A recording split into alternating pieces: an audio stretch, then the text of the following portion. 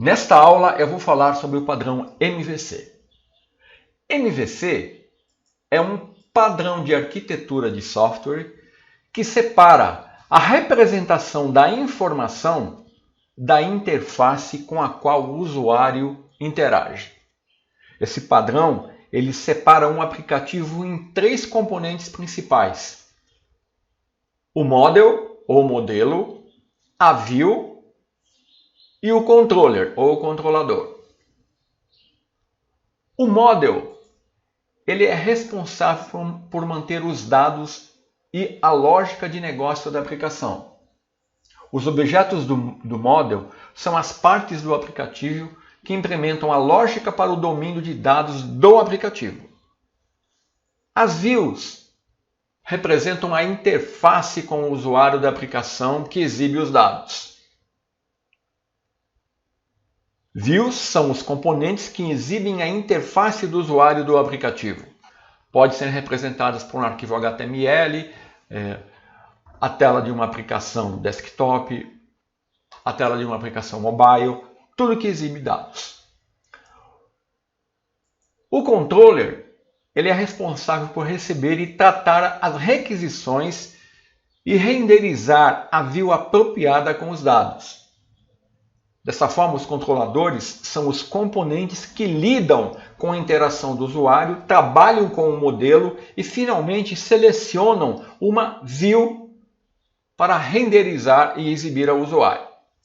O objetivo do padrão MVC é obter um baixo acoplamento entre o model e a view. Permitir o encapsulamento da lógica de negócios no modelo, para que ele possa ser testado de maneira exaustiva, e fazer com que as views sejam leves e desacopladas do model para facilitar os testes. Resumindo, o padrão Model View Controller, ou MVC, ele separa os diferentes componentes de uma aplicação de forma a dar mais controle sobre cada parte individual da aplicação, tornando assim a aplicação mais fácil de desenvolver, modificar e testar. Então, numa aplicação MVC, nós temos o seguinte fluxo de requisição explicado. Inicialmente, o usuário faz uma solicitação de algum recurso no servidor. Ele faz isso digitando uma URL no navegador. Então a requisição chega no controlador, né? E lá existe um mecanismo de roteamento que vai ser responsável por decidir qual requisição vai ser tratada pelo controlador. Tá?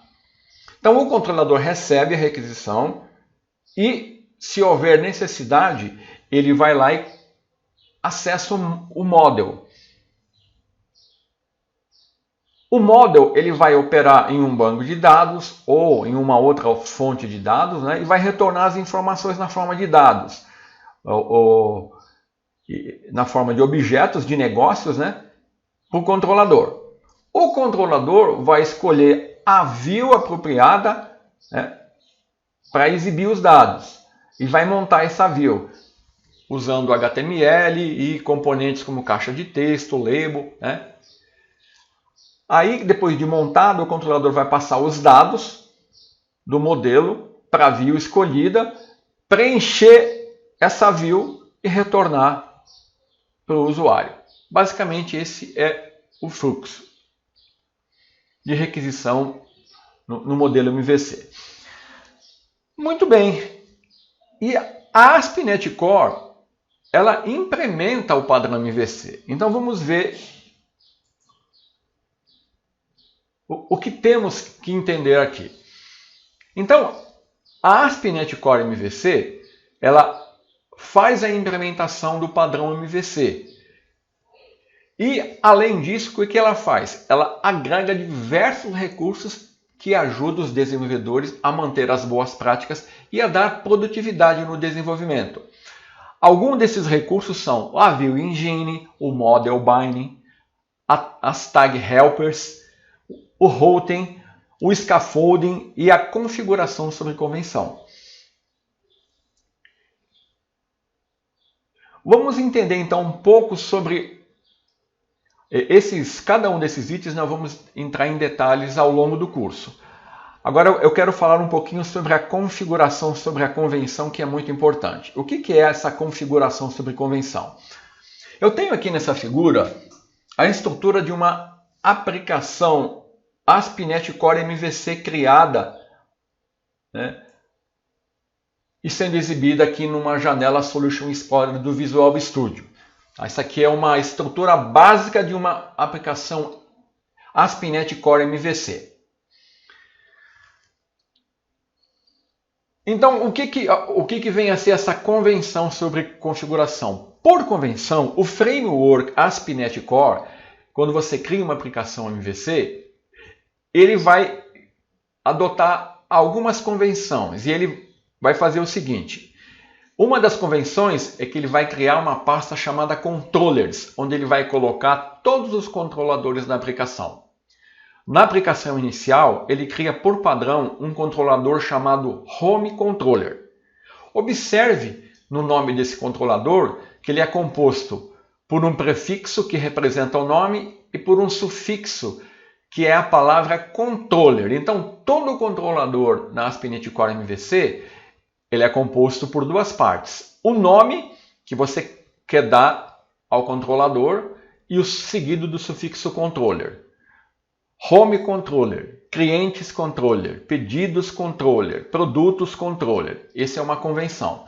Outra convenção é que é criada uma pasta Views, onde nessa pasta são colocadas todas as views da sua aplicação, que interagem, né, com o seu modelo de domínio e que são responsáveis pela exibição ao usuário. Nessa pasta Views. Observe que essa pasta Views ela tem uma pasta, nesse exemplo, chamada Home. Aqui nós temos a seguinte convenção. O prefixo do controlador, quando você cria uma view para exibir as informações desse controlador, ele vai criar uma pasta com o nome do prefixo. E nessa pasta ele vai colocar todas as views correspondentes às actions do controlador. Então o controlador ele vai ter métodos actions, né? Nesse exemplo, esse Home Controller ele tem 3 actions: About, Contact, Index. Note que cada action ela é colocada, quando ela foi gerada, dentro de uma pasta que tem o nome do controlador Home e cada view, que é representada por um arquivo CS/HTML, corresponde a uma action, uma ação desse controlador. Então essa é outra convenção. Aqui a ASP.NET Core MVC ela não cria por padrão a pasta Modules, mas se você precisar definir o seu modelo de domínio, você pode criar uma pasta Modules aqui para seguir a convenção. Toda view que é compartilhada é colocada numa pasta Shared, que também seria outra convenção. Tá? Então, é isso que significa a convenção por configuração que a ASP.NET Core MVC adota. Eu vou falar mais sobre isso quando eu entrar no módulo de MVC. Agora, para concluir, eu quero falar de um conceito muito importante, principalmente para o desenvolvedor Web Forms. Vamos entender como que o MVC funciona. Então, olha, principalmente se você é um desenvolvedor Web Forms, presta atenção nisso. Quando você cria uma aplicação ASP.NET no modelo tradicional, usando Web Forms, existe uma correspondência direta e única entre uma página e uma URL. Dessa forma, nesse modelo de desenvolvimento, se você faz uma requisição para uma página chamada exemplo.aspx, né, essa página ela tem que existir fisicamente no servidor. Ou caso contrário, você vai receber uma mensagem de erro 404 page not found. Certo? Era assim que o modelo WebForms funcionava. No modelo de desenvolvimento MVC, não existe uma correspondência entre uma URL e uma página. Uma URL não é uma página. A URL, que é invocada pelo navegador, ela não está relacionada com a presença obrigatória de arquivos físicos no servidor para exibir o resultado, tá? Que nem no WebForms. Como é que funciona o MVC? No modelo de desenvolvimento MVC, uma URL ele corresponde a uma ação de um controlador, a uma action de um controlador, e não de uma página em disco. Então, no modelo tradicional do WebForms, as requisições do navegador elas eram mapeadas para páginas que deviam existir. Então, esse é um desenvolvimento que é chamado, era centrado no conteúdo das páginas. No modelo de desenvolvimento MVC, as requisições do navegador são mapeadas para ações do controlador, para as actions do controlador. Então, o desenvolvimento é centrado na lógica da aplicação. Então, assim, quando no modelo MVC, quando você vê uma URL, tá? Aqui, localhost home index, isso significa o seguinte, que home é o controlador e index é action. Então, isso aqui, ele não vai procurar uma página index. Ele está sendo mapeado para o controlador home para action index do controlador, que vai fazer uma ação e vai devolver uma página. Então, é muito importante entender isso, principalmente quem vinha da WebForms. Tá? Eu achei que deveria colocar esse aviso. Eu vou voltar nesse assunto quando eu falar de roteamento, mas aqui é muito importante você entender a lógica MVC. Tá? Então, não existe correspondência entre URL e página. Tá? No MVC, a URL é mapeada para as actions do controlador. Então, era isso que eu queria falar nessa aula. Até a próxima aula.